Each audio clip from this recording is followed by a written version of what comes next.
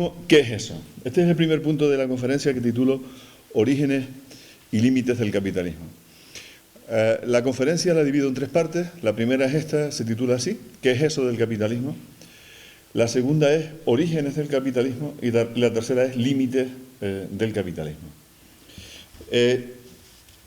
Por ser ordenado, empiezo entonces por el punto primero que se titula capitalismo, ¿qué es eso? En torno a ese concepto se tejen una serie de confusiones y semi-certezas. Se cree saber de lo que se habla, pero las determinaciones analíticas son muchas veces vagas, imprecisas o incoherentes. Por lo general, con capitalismo suele entenderse un sistema económico basado en el mercado y la inversión de capitales. Suele entenderse un orden social, político, cultural, fundado en el dominio de los mercados y del capital. Esto resulta vago y confuso. Lo que no pocas veces se produce ese carácter vago y confuso del discurso por el sentido acrítico, apologético del sistema establecido, de las teorías y de los discursos. De hecho, no es inhabitual un uso desvaído del concepto de capital, un uso o que se intente incluso evitar la referencia a la sociedad actual como capitalista, determinar el carácter de parte a parte capitalista del sistema social vigente. Y así vemos cómo en lugar de capitalismo se van introduciendo términos supuestamente neutrales como sociedad industrial o sociedad post-industrial, sociedad moderno-liberal, sociedad de la información y denominaciones por el estilo que quieren esconder el carácter fundamentalmente explotador y antagónico de la sociedad capitalista, que es la sociedad de la que todos formamos parte.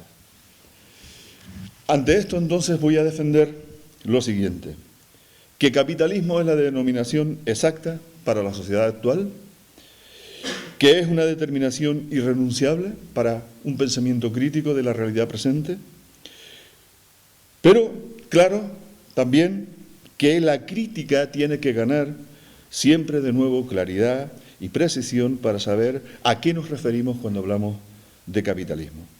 Y por eso precisamente me parece conveniente comenzar mi intervención preguntando qué es lo que pensamos cuando utilizamos esa palabra, capitalismo. ¿Qué rasgos analíticos determinantes, qué determinaciones formales, por hablar técnicamente en la conceptualidad marxiana, qué determinaciones formales constitutivas determinan lo que es una sociedad capitalista? El primer rasgo que quiero marcar, que quiero señalar, que quiero indicar, es el carácter anónimo e indiferente de las relaciones que los individuos establecemos entre nosotros dentro de la sociedad capitalista. La sociedad capitalista se caracteriza por lo siguiente. En ella la dominación, y claro que es una sociedad fundada en el dominio y en el dominio clasista, en ella la dominación tiene una forma anónima, apersonal, una forma en la que el poder depende de la posesión de determinadas cosas. La dominación se ejerce a través de la mediación de las cosas. En las sociedades, permítaseme aquí con todas las precauciones y poniéndome preservativo el término precapitalista, cuando definimos a todas las sociedades no capitalistas como precapitalistas, estamos cometiendo un pensamiento torcido que Derrida denominó correctamente el del supplement. Es decir, convertimos el capitalismo en la forma natural de sociedad y las otras son meros estadios preparatorios para. Bien, pero voy a utilizar entonces, como le decía, con preservativos la palabra precapitalista para indicar que en general todas esas formas de sociedad, en todas esas formas de sociedad, el poder se ejerce de manera directa inmediata y personal. El amo es dueño del esclavo. El señor feudal es dueño de los siervos a la vez que del resto de animales y tierras que componen su señorío. El patriarca domina a las mujeres y los niños, a los esclavos y las esclavas, lo mismo que domina a sus rebaños. Una historia muy bonita de lo que es un patriarca está en la Biblia, en el Génesis, la historia de aquel individuo llamado Abraham o Ibrahim. En fin, en estos modelos sociales, unos individuos dependen directamente de otros, a los que está sometida su voluntad por ser lo que son unos y otros. En cambio, en la sociedad capitalista, las relaciones económicas no son relaciones de dependencia personal. Trabajadores y empresarios son formalmente iguales. Son sujetos libres que celebran un contrato supuestamente sin coacciones y sin más ataduras ni obligaciones mutuas que las establecidas en el propio contrato. Lo mismo ocurre entre las relaciones entre consumidor y productor, entre el comprador y el vendedor. Aquí las relaciones son anónimas, impersonales, abstractas, mediadas por formas jurídicas que son muy importantes en el mundo capitalista. Pasa por el reconocimiento de la personalidad, de la capacidad de contratar, de la capacidad de poder firmar. Todos sabemos lo que ocurría, por ejemplo, en el franquismo con la firma por parte de las mujeres. Allí donde hay una relación de dependencia personal, en este caso con el patriarca, no se dispone de la firma. Allí donde las personas disponen de la firma, pueden contratar. Estamos ya en esta formalidad abstractiva propia de la sociedad capitalista, de la sociedad burguesa moderna. En fin, aquí la sociedad entonces aparece en su base económica como un entramado de relaciones entre particulares que son mutuamente indiferentes y anónimos. Esto no significa, claro, que las relaciones de dominación hayan desaparecido. Lo que ocurre es que el capitalista no impone su voluntad a los trabajadores por tener algún título, por ejemplo, hereditario de empresario, sino por disponer de un acúmulo suficientemente grande de riqueza. En el polo opuesto, los trabajadores no estamos sojuzgados a priori por el hecho de ser trabajadores de nacimiento, sino por carecer de medios de vida y de producción que nos haría independientes. Es el poder sobre las cosas lo que decide aquí el poder sobre las personas. La dominación, entonces, en el mundo capitalista se vuelve mediata. Así, entonces, frente a todos esos mundos sociales que hemos llamado precapitalistas con todas las precauciones, en el capitalismo, en comparación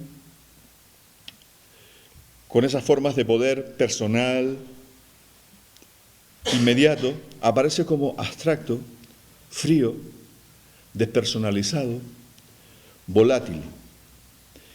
En el capitalismo todo se vuelve fungible e impersonal. Ninguna identidad social, siervo, señor, esclavo, amo, está fijada por naturaleza, phisei. Las identidades dejan de ser pétreas y, como escribió una vez Marx, lo que uno es, lo que cada uno es, lo lleva en su bolsillo. Las personas no somos más que máscaras económicas. Una nota sobre esto. Entonces, claro, esa queja que suele proceder del pensamiento conservador de que el mundo capitalista es un mundo despersonalizado, frío, anónimo, todos somos fungibles, nadie cuenta nada, solo cuenta el dinero, todas estas cosas, tienen una base objetiva. Ahí hay una base objetiva. Es decir, efectivamente la sociedad burguesa moderna es así. La socialización se produce a través de la mediación de cosas y de funciones y de estructuras. Ahora bien, en esa queja conservadora, ¿qué se esconde? Se esconde la añoranza de la vieja esclavitud, se esconde la añoranza de las sociedades patriarcales, se esconde la añoranza regresiva, por ejemplo, al caciquismo, a relaciones de producción caciquiles. En este punto, yo creo que es importante que veamos cómo precisamente el que la sociedad capitalista sea así hace que en ella se produzcan de forma inevitable y necesaria determinados fenómenos. Fenómenos como que en medio de todo ese vacío identitario de la sociedad capitalista se produzca todo un tráfico mercantil en torno a la aspiración de una identidad supuestamente sólida. Hay todo un mercado para llenar de vacío el vacío de los que necesitan pertenecer a algo. Entonces, sobrenadando la superficie de la sociedad capitalista, encontramos una serie de entramados comunitarios, iglesias, asociaciones, sectas, que ofrecen las identidades impostadas que el anonimato de la sociedad niega. Esa tendencia ofrece un horizonte desde el que entender movimientos recientes como el consumo de masas, las marcas. O sea, por ejemplo, a mí me parece que en ese sentido, como marca identificadora, identitaria y totalmente falsaria, estaría la manzanita mordida, el logo de la manzanita mordida, que crea una comunidad de consumidores que son los maqueros, que se identifican a través de ese consumo, las tribus urbanas, o incluso finalmente los fenómenos estos vinculados al narcisismo banal de Facebook. Es decir, ahora bien, ¿qué implica también este vacío propio del capitalismo para el nacionalismo? La necesidad de una constante vigilancia crítica, porque determinadas formas de revoluciones conservadoras, como se suele denominar así a todo lo que terminó llevando al nacionalsocialismo en Alemania o al franquismo, juegan críticamente con ese elemento anónimo y vacío, güero, impersonal de la socialización capitalista. De manera que la crítica al frío burgués acaba en una ideología cálida, terriblemente cálida, de la raza, el suelo y la sangre.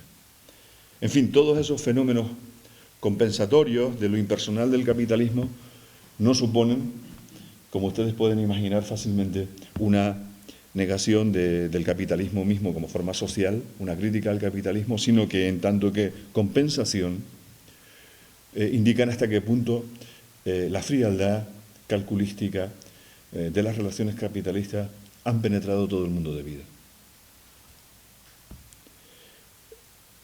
Este tipo de paradojas de la falsa negación de la negación capitalista de lo identitario lo vemos, por ejemplo, en nuestro entorno, aquí en Canarias, ¿no? Vemos cómo se da la paradoja de que desde la destrucción capitalista más brutal de las condiciones de posibilidad de la producción agropecuaria tradicional, esa destrucción viene acompañada por la exaltación más estúpida y cínica de ese mundo ya periclitado y destruido por la propia instalación del modo de producción capitalista y de las relaciones de poder capitalistas en las romerías que, por cierto, las inventó el franquismo, ¿no? Ahí me sorprende cómo este tipo de ideología absolutamente perversa y estúpida cada vez más invaden a la gente, las conciencias más jóvenes de la sociedad canaria, ¿no? Y cómo cada vez se juega más a este juego absolutamente perverso, fascista, de parte a parte. En fin, por resumir, entonces, el primer rasgo característico del capitalismo es la impersonalidad del poder. El carácter impersonal y anónimo del poder. O, por mencionar otro rasgo que les decía significativo, que el dominio se ejerza y se establezca a través de la posesión de las cosas, ¿no? y no directamente de un individuo sobre otro. Bien, el segundo rasgo fundamental para mí del capitalismo es la tendencia a la acumulación. La acumulación. En el capitalismo ocurre que la producción no tiene como fin las necesidades. No son las necesidades de los individuos o las necesidades sociales las que hacen que se produzca, sino el beneficio. Cuando digo las necesidades, incluso las necesidades onerosas o el lujo propio de las clases dirigentes, por ejemplo, en Grecia, ¿no? O en el modelo del despotismo asiático. No son ese tipo de necesidades tampoco de la clase dirigente las que mueven la producción, sino el beneficio. Y el capitalismo, en este sentido, es único en la historia social de la humanidad. El capitalismo es el único sistema productivo que conocemos en el que la riqueza convertida en capital es invertida para obtener ganancias, es decir, para obtener plusvalor. O sea, capital es una riqueza que se mueve, o sea, productivamente, por ejemplo, o bien financieramente, para producir beneficios, para producir plusvalor, para producir ganancias. Ese es el concepto de capital. Recuerden la fórmula de Marx: dinero, mercancía, incremento de dinero. Pues bien, este movimiento del capital tiene como objetivo fundamental la obtención de beneficios. De manera que entonces toda la producción de bienes, de riqueza, en el sistema capitalista, inevitable y necesariamente es bifronte. Por una parte, se trata de un sistema, de un proceso de producción. Se producen cosas. Por otra parte, ese proceso de producción es un proceso de valorización. Siempre es importante que mantengamos presente esta distinción analítica entre proceso de producción y proceso de valorización, para poder entender que ocurren determinadas circunstancias, situaciones sociales, por ejemplo, las de las crisis. Es decir, hay que tener en cuenta que una cosa y la otra van unidas y a la vez van separadas, que ahí se produce una serie de contradicciones, de forma que cuando no hay beneficios, el capital se detiene y se vuelve no capital. Se destruye como capital. En la medida en que lo que mueve toda esa inversión es el beneficio, la ausencia de beneficios o la ausencia de expectativas de beneficios paraliza el proceso productivo y hace que aquella riqueza que funcionaba como capital pase a ser no capital, esto es, se autodestruye, se autodesconecta. Bien, el capital entonces es un valor valorizante. El capital es ese valor que se valoriza. Y el movimiento hacia la valorización es lo que hace que el capital sea capital. Un dinero que no esté produciendo valor, plusvalor, que no se esté valorizando, que no esté circulando, que no esté moviéndose, no es capital. Es riqueza, es un tesoro, se puede atesorar, pero, o sea, estoy pensando ahora en la imagen, por ejemplo, del tío Gilito que se daba al baño allí por las mañanas en aquellas monedas de oro. Eso no es capital, ¿no? Capital es el dinero que circula, produce, se mueve o se presta a cambio de intereses para generar beneficios y valorización. Ahora bien, y en esto venimos a lo central aquí en este punto. decimos que el objetivo de la producción capitalista es el beneficio. Pero ¿qué ocurre con el beneficio obtenido? Que o bien se atesora y se convierte en no capital, o bien se consume, o bien, si debe ser a su vez capital incrementado, tiene que reinvertirse. Ese proceso es lo que se llama acumulación. Y la acumulación es una ley de hierro del sistema capitalista. Esta es la segunda característica fundamental que les quería señalar. La obligación de acumular. En el sistema capitalista no se puede producir, obtener beneficios y luego consumirlos si se quiere que ese fondo de dinero o de mercancías o de riquezas que funcionó como capital siga siendo capital. Tiene que ser reinvertida, tiene que ser acumulada. Y entonces, este concepto de acumulación a mí me parece que es también fundamental para entender qué es y cómo funciona el capitalismo. La acumulación, entonces, les decía, es una ley de hierro. Y la llamamos así porque no depende de la voluntad del capitalista individual que, perdonen la ironía, como buen padre de familia y hombre frugal, en lugar de consumir, reinvierte los beneficios. No, se trata de una obligación que coacciona la acción de todo capitalista que quiera conservarse como tal. Los que no jueguen a la acumulación o jueguen mal a la acumulación quedan fuera de juego, final de la partida, game over. O acumula o desaparece. Esa es la ley de hierro que condiciona la producción capitalista. Y en este punto es importante que evitemos caer en la babosería, perdonen que hable así, de la moralina.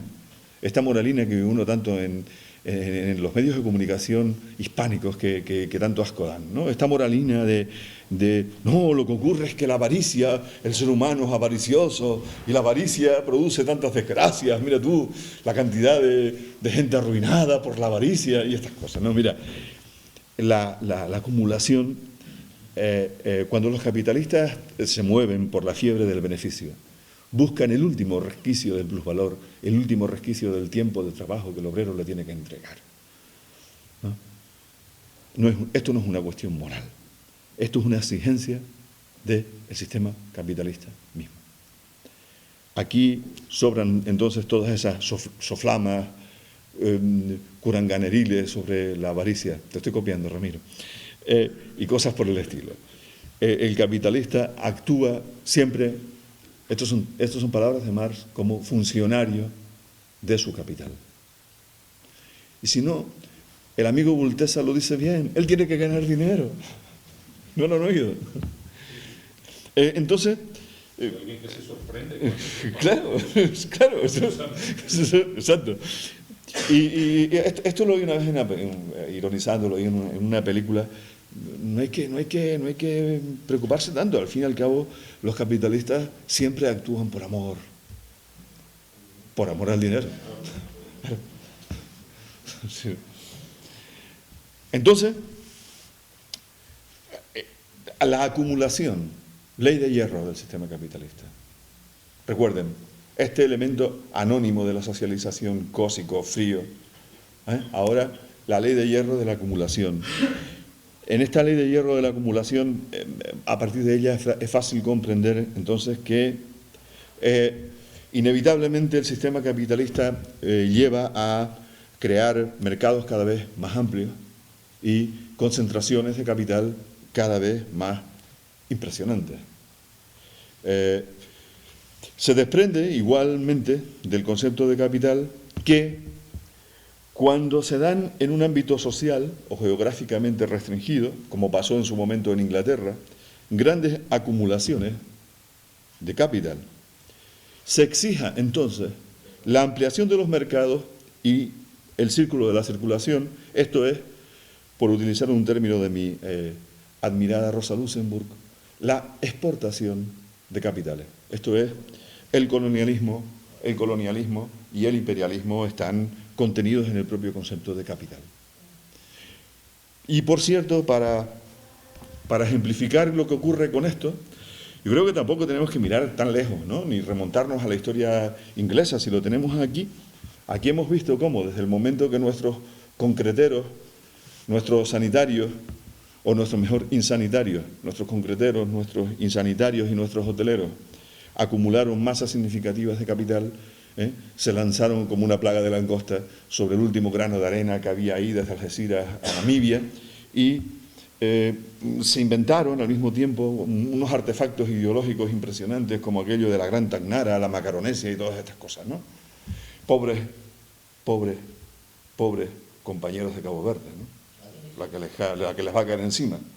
Porque si en todos lados, ¿verdad?, los capitalistas son así de sanguinarios y tal, los nuestros me da que dado lo que nos han dejado aquí, ¿no?, pobre gente, lo que les espera, ¿no? En fin.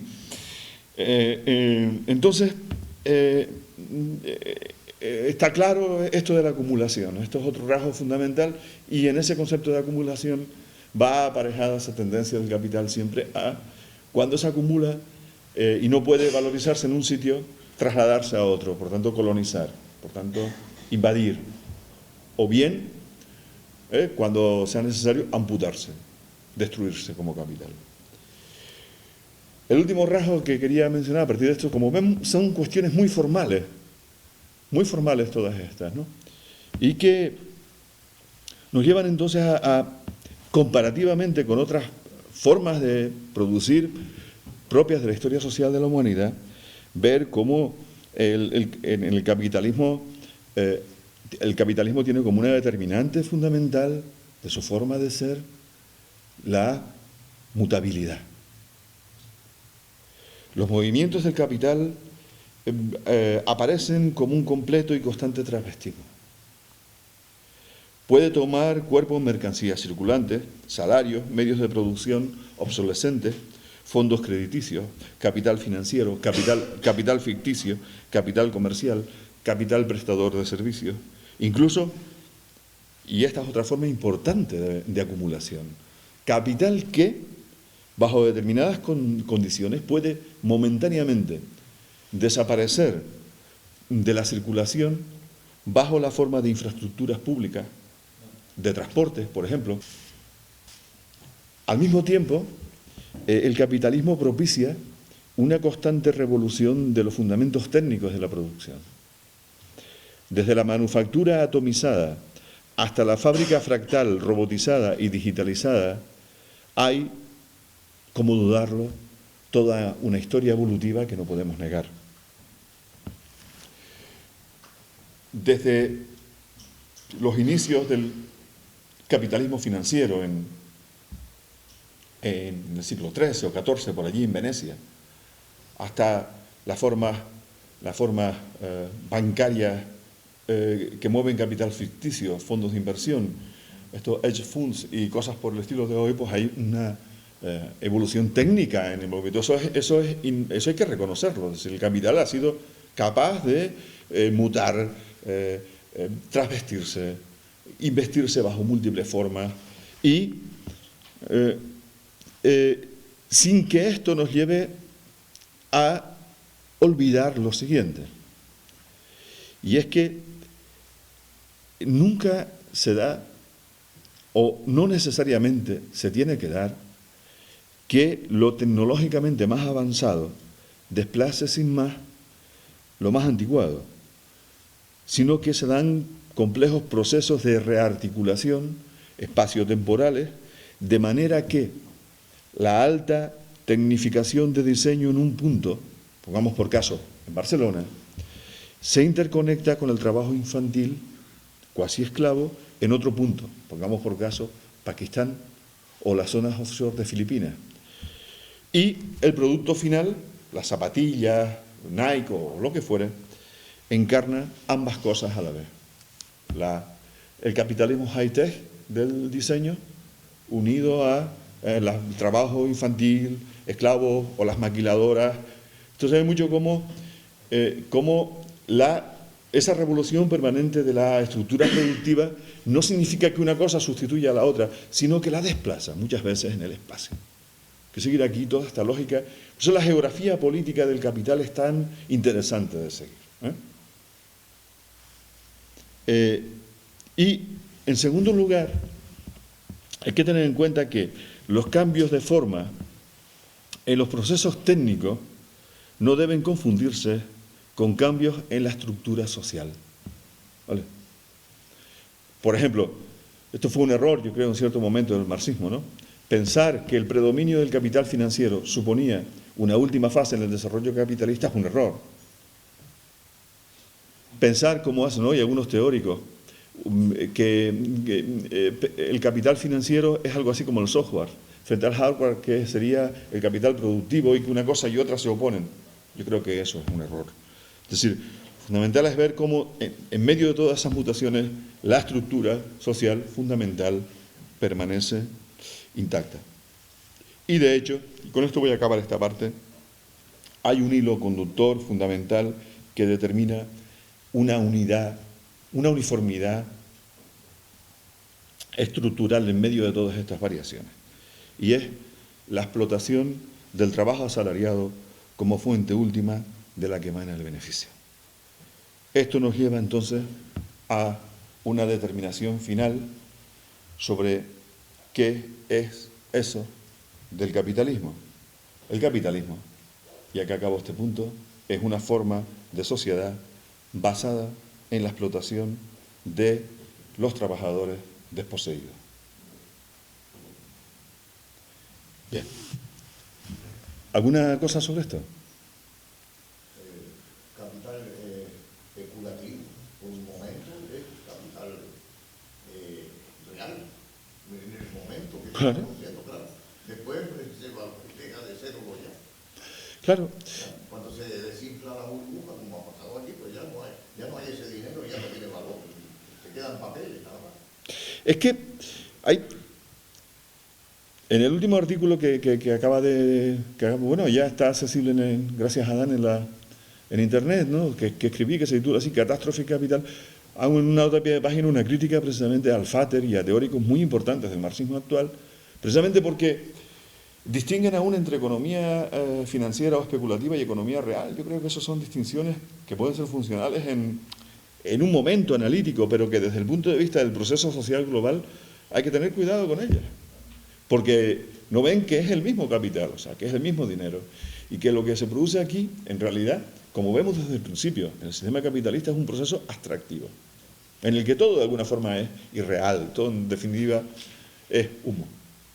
Todo lo sólido, esto es una cita de, ¿verdad, José Luis?, de tu querido manifiesto, todo lo sólido, ¿cómo era?, se desvanece en el aire. Todo lo sólido se desvanece en el aire. Se deshumaniza a la humanidad con el capitalismo y la primera, ¿no? Y después a las personas, creo que sí, se deshumaniza, carecen de sentimientos, ya eso carece de importancia, los valores, la ética, etc. La primera. La segunda es ¿qué papel juega la política actual, la política supuestamente democrática de elección en urna con respecto al sistema capitalista? Sobre lo primero es lo de... Claro. Perdona. La última, no sé, ¿sabes que ha habido una propuesta, no sé si de que era republicana? Una iniciativa de ley, una iniciativa legislativa popular, creo que se llama así, para que, por ejemplo, si tú compras una vivienda y pagas la hipoteca, en caso de que te quedes en bancarrota o no tengas dinero, que el banco se quede con la vivienda y ya no tengas que pagar ese dinero de la hipoteca. Y sobre eso se estaba reflexionando ayer, lo típico, en un debate en Canal Televisión Española 24 horas. Y me pareció curioso ese tipo de... si se saliera ese tipo de ley, pero parece que al PSOE no le gusta y no le gusta en general a nadie. Que si sabías algo de eso, ¿qué opinas de la posibilidad de romper la hipoteca devolviendo la vivienda que supuestamente? Hombre, algo sobre eso, lo que pasa es que no me quiero liar mucho, simplemente eso es prototípico del capital financiero, efectivamente del capital en su forma bancaria, de lo que Marx llama la bancocracia.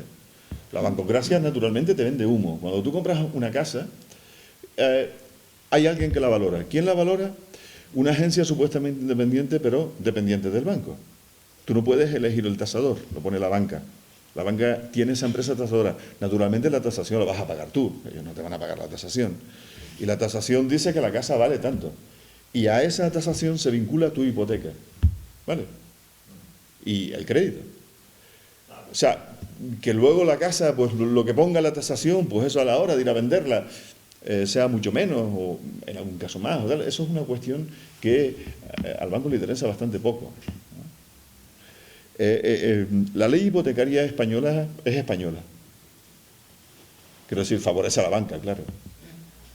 No hay ninguna ley que tenga algo que ver con los bancos española que no favorezca a los bancos, ¿no? Que son el capital financiero, que son la columna vertebral del poder capitalista del Estado español.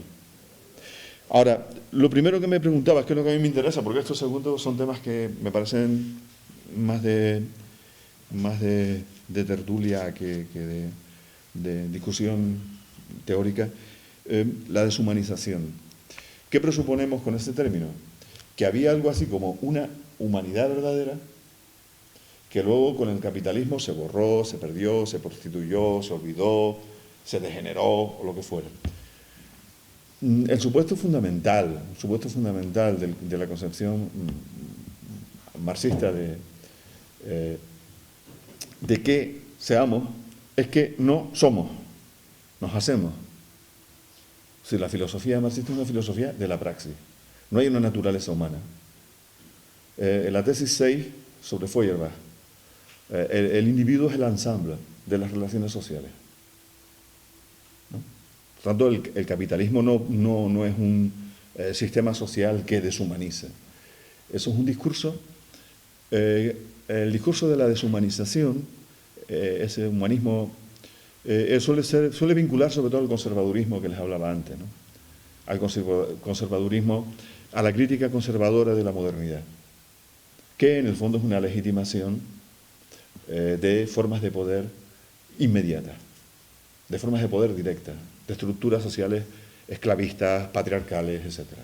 Sobre la humanidad, una cosa que a mí me gusta mucho, que está en los nombres y las cosas de Foucault, es que los hombres, la humanidad es algo así como un dibujo en una playa pintado en la baja mar que será borrado, Los hombres nos hacemos, y nos hacemos al hacernos, nos hacemos al hacer, nos hacemos en lo que hacemos. Somos seres profundamente construidos por la objetividad social en la que nos socializamos y por lo que hacemos en ella. Por tanto, ver en el capitalismo, la génesis del capitalismo como un proceso de corrupción de una vieja y anterior humanidad más íntegra o más... yo creo que no es mi viaje, por lo menos, no es mi viaje. O sea, que no somos, vamos a hacer. Y también somos lo que podemos hacer, ¿no? Y lo que hacemos para poder llegar a ser lo que podríamos llegar a ser. Es decir, ese poder ser hacia el que nos vinculamos. Estas son categorías de la filosofía de Heidegger, de la filosofía existencial, pero que a mí me parece que funcionan. Son esas posibilidades de ser hacia las que nos vinculamos, que también somos. Somos nuestras decisiones, las alternativas que hacemos nuestras, ¿no? Eso también nos identifica. Pero el término, bueno, yo me quiero referir a los valores éticos de solidaridad básicos que podrían estar en cualquier comunidad homogénea en principio, en una sociedad que supuestamente llamamos del bienestar, donde todos tenemos los mismos derechos, las mismas leyes, las tenemos que respetar, pero fíjate, el sistema contradice esos supuestos principios que nosotros tenemos en nuestra sociedad supuestamente democrática. Mira, pues no sé, no sé. Yo creo que lo he dejado claro, que aquí no se trata de un discurso moral, ni de valores, ni de cosas de estas, ¿no? Se trata de comprender.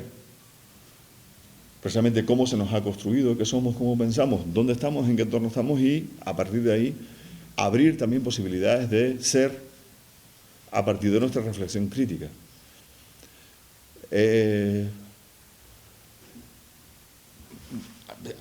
Yo qué sé, yo tengo un compañero por ahí que es catedrático de ética y siempre he pensado, este hombre tiene que ser muy bueno. No se puede ser catedrático de ética, ¿no? O sea, no sé, y esas cosas del bien, el mal, de no sé qué, la moral, ya les dije, esto no es cuestión de moralina, ¿no? Es cuestión de ese sacrificado capitalista que es tan moral, que en lugar de consumir lo que gana explotando a la gente, lo reinvierte para explotar a más gente. O sea, no son cuestiones que tienen que ver con ese tipo de cosas, ¿no? Creo que la confrontación con el capitalismo puede basarse naturalmente en una indignación moral, de alguna forma, pero no por la apelación a valores cristianos, judeocristianos o lo que sea, sino por una mínima cuestión de sentido de la justicia, ¿no? Básicamente. Y sobre todo de la justicia que tiene que ver con uno mismo, es decir, que no lo despellejen a uno vivo, en primer lugar, ¿no? A ver, Marcos, por favor. Hablando de lo que apoya Benjamín, por ejemplo, sí se habla de que, por ejemplo, en el tema del fascismo, se centra, por ejemplo, mucho la crítica, sobre todo a la forma. Es decir, uno piensa un fascista y piensa un tipo con unas botas altas militares, es decir, ese dibujo más o menos clásico. Lo que por ejemplo, comenta Tudor es que existiría lo que sería la aspiración hacia una sociedad más integrada que pudo tener la sociedad alemana, desvirtuada por ese mecanismo fascista. No sé si más o menos lo expreso bien. No, decir, lo expresas muy bien, Marco. Otra cosa que yo no sea capaz de entenderlo. El tema es que, por ejemplo, digamos, el mensaje conservador puede ser atractivo porque implica un modelo sin antagonismo, un modelo social feliz, un modelo. Otra cosa es que exista lo que tú mismo exponías cuando lo de la romería, ¿no? Es decir, el gobierno de Canarias expresa esa canariedad absoluta de qué es lo canario, de la romería, no sé qué, no sé cuánto. Obviamente no habla de que es franquista, no habla de eso necesita esconderlo. Pero ¿por qué necesita la romería? Sin la romería no podría llegar a construir un puerto en Granadilla, por poner un ejemplo.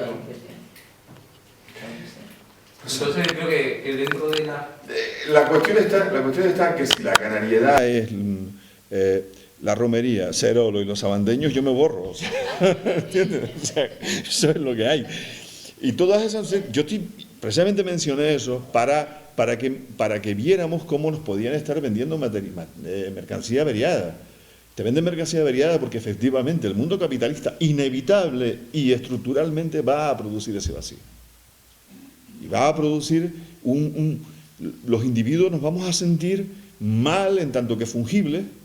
Yo me siento mal pensando que mañana, pues si me pasa cualquier cosa, meten a otro tío en mi despacho y no va a pasar nada, ¿no? Todos quisiéramos que el mundo girara a nuestro entorno, que se nos amara, tenemos ese narcisismo infantil, queremos la proximidad. Y claro, ese tipo de historias que surgen dentro del capitalismo e inevitablemente en el capitalismo llevan a ideologías como la de la sangre y el suelo. Ideologías además que han favorecido más que nunca el avance del capitalismo. Es decir, nada ha favorecido más la conservación y avance del capitalismo en Europa que el fascismo.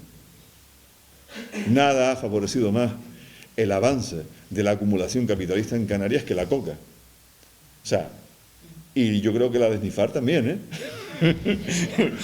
Pero bueno, quiero decir que esas son ideologías compensatorias que para nada son contramovimientos anticapitalistas, ¿no? Sino funcionalmente integrados en el mecanismo de explotación y de acumulación. Por eso decía yo, esa crítica, que todo pensamiento nacionalista tiene que intentar depurar para evitar ese tipo de manipulaciones ideológicas ultraconservadoras y derechosas. Lo del poder político, porque yo he visto un libro que, por ejemplo, sistemas capitalistas más perfeccionados, los parlamentos suelen tender al bipartidismo, más que a la presencia de varios partidos en un parlamento. Como que hay una vinculación clara entre el poder político elegido en urnas como democrático democrático, vamos a decir, porque tampoco lo es realmente, y el sistema económico. ¿Hay una vinculación? Es lo que quería preguntarte. Si... Sí, yo es que no sé qué tiempo tengo y tengo mucho interés en llegar al final. Entonces no sé si liarme más, simplemente decirte que yo veo lo político ahí como epifenoménico. Estoy tratando cuestiones formales, conceptuales, fundamentales de qué es el capitalismo. La forma política, como ustedes ven, la he dejado al margen porque me parece que no es determinante. No hay ninguna forma política determinante. De hecho, si en determinados momentos el gran capital exige un dictador, pues mira, chicos, si ahí tienes el ejemplo, el abuelo de Botín y la banca March ponen a Franquito, no pasa nada. 10 minutos me quedan. Pues entonces leo rápidamente lo que me queda, porque digo tengo interés, o si no, dejamos la última parte, lo de los límites del capital, para otra vez. Y hoy, en estos 10 minutos, pues les hablo de los orígenes del capitalismo y acabo ahí. Vale. Bien, una de las razones que me llevaron a proponer este tema para estas jornadas INECAR fue la percepción de una cierta necesidad crítica de oponerse a inercias ideológicas que pretenden hoy naturalizar y eternizar el capitalismo. Me refiero a plantear el origen. ¿Qué es el capitalismo y cómo se origina el capitalismo? Frente a esa tendencia, entonces, a considerar que el capitalismo es eterno y natural, yo quiero hacer evidente lo siguiente. A, que se trata de una organización de la sociedad históricamente específica que tiene un conocimiento y, por lo menos ese es mi deseo, un final. Que no es un producto de una especie de naturaleza humana atemporal y que no es algo así como una condena o un destino inevitable. ¿Cómo comenzó todo? ¿Cómo comenzó eso del capitalismo? Pues bien, todo comenzó en la modernidad europea y todo comenzó, y no comenzó precisamente por una decisión consciente y racional de los individuos, sino por una serie de procesos que determinaron en aquellas condiciones, en aquellas circunstancias, la interacción social. Simplificando al máximo, el capitalismo surgió de las exigencias de unas formas concretas de dominación y explotación. Y fueron esas relaciones sociales las que impusieron en ese momento concreto el imperativo del trabajo asalariado, la maximización de beneficios y la reinversión de los excedentes. Marx llamó entonces a esa hora cero del capitalismo, lo llamó apropiación originaria o primigenia. La apropiación originaria, la acumulación originaria, fue una acumulación por desposesión. Esto es, a través de procesos de expropiación se llegaron a formar enormes masas desposeídas del acceso propio a los medios de vida y de producción. Masas que solo poseían su capacidad de trabajar. Masas forzadas entonces, por eso mismo, a entregar esa capacidad al capital a cambio de un salario. Para que esto ocurriera, hubo de darse una serie de condiciones jurídicas, políticas, culturales, que Marx llegó a narrar como aconteció concretamente en el capítulo 24 del Capital. En esa narración de Marx se destaca una determinante fundamental de la acumulación originaria, que la capacidad humana de trabajar sea puesta socialmente como posesión particular, que solo puede ser productiva, es decir, que solo puede ser aplicada productivamente en el intercambio con el capital.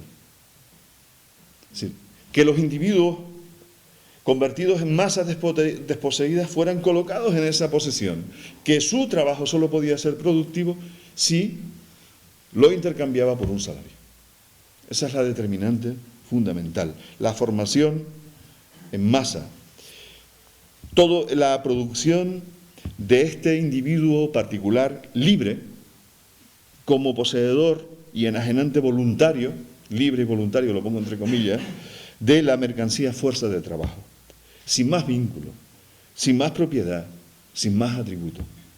En definitiva, la acumulación originaria entonces sería el proceso que da lugar a la formación en masa del trabajador asalariado. Es fácil entonces hacerse cargo de la violencia espantosa que fue necesaria para llegar a este resultado. Marx narra una historia sangrienta de expropiación, despojo, expolio, caza del hombre por el hombre. Producir las masas como trabajadores libres, en cuanto que pulidos por dentro y por fuera, sojuzgados, necesitó crear en Europa enormes masas de desposeídos y desplazados. El exterminio, esclavización y soterramiento en las minas de la población aborigen en América. La transformación de África, estos son textos, son palabras de Marx, la transformación de África en coto de caza de pieles negras. El parto del capitalismo entonces fue terrible y doloroso, como lo sigue siendo en todas sus fronteras limítrofes, como lo sigue siendo en cada uno de sus movimientos reproductivos. Sigue siendo igual de terrible hoy, cuando la coacción se va volviendo inaparente y los mecanismos de sometimiento conforman nuestra naturaleza interna, nuestros afectos, pensamientos, esquemas reactivos. A mí me interesa mucho resaltar que aunque el discurso sobre la acumulación originaria en Marx tiene un tinte historiográfico fundamentalmente, ese concepto, en tanto que producción forzada de trabajo disponible para el capital, está claro que no se refiere a un hecho que aconteció en un más o menos lejano érase una vez, sino que es una constante estructurante del capitalismo que se repite cotidianamente en toda sociedad capitalizada. Formación forzada de trabajo disponible. La historia de depredación, fraude y violencia propios de la acumulación originaria no es una historia concluida. Las prácticas sangrientas de la acumulación se alargan de múltiples formas a lo largo de la geografía histórica del capital. La propia ley de la acumulación provoca que la desposesión violenta que hizo posible la génesis del capitalismo tenga que repetirse y ampliarse constantemente para que el motor del propio capitalismo no se detenga. Algunos ejemplos, y con esto acabo ya, de formas que tiene la apropiación primigenia por desposesión en nuestros días. Primero, las privatizaciones. Las privatizaciones de la sanidad, de la educación, de los suministros básicos. Igual que pasó en Inglaterra, hoy lo común es cercado, robado, y la mayoría somos desposeídos. Aquí tenemos un par de ejemplos con Winter o con En Masa. En masa se nos roba a toda la sociedad, a toda la sociedad que habita esta isla más o menos, y se privatiza. En masa, y entonces se contrata a un periodista supuestamente crítico para que sea el periodista de cabecera, el tal Jerez amontillado, ¿no? Para que sea el periodista de cabecera de En Masa, ¿no? Y se le contrata ahí como jefe de prensa, ¿no? Para legitimar toda esa rapiña, toda esa desposesión. Se nos roba la apropiación clasista del espacio. Bajo una panoplia de leyes de protección, el capital aquí se está apropiando de todos los espacios naturales, de los accesos a la costa, de las costas mismas. Al apropiarse de la capacidad de planificar el suelo, las mafias político-constructoras nos desposeen en masa a todos del territorio. Las promociones bursátiles, la destrucción premeditada de bienes mediante la inflación, el vaciamiento de los activos mediante fusiones y adquisiciones, la promoción de niveles de endeudamiento que incluso en los países capitalistas reducen las poblaciones enteras al peonaje del endeudamiento. Hoy han aparecido mecanismos nuevos de desposesión como las patentes y registros de los materiales genéticos que han sido conservados por las comunidades. Nuestras papitas negras seguramente un día de estos no las podremos cultivar si no le pagamos a Monsanto y compramos el glifosato ese, ¿no? El material genético, las semillas, todo tipo de productos pueden ser usados contra poblaciones enteras que con sus prácticas jugaron un papel crucial para el desarrollo de esos materiales. Son formas de desposesión, la mercantilización de las formas culturales, la historia y la creatividad. En fin, la acumulación por desposesión marca desde sus orígenes hasta hoy la historia sangrienta del capitalismo.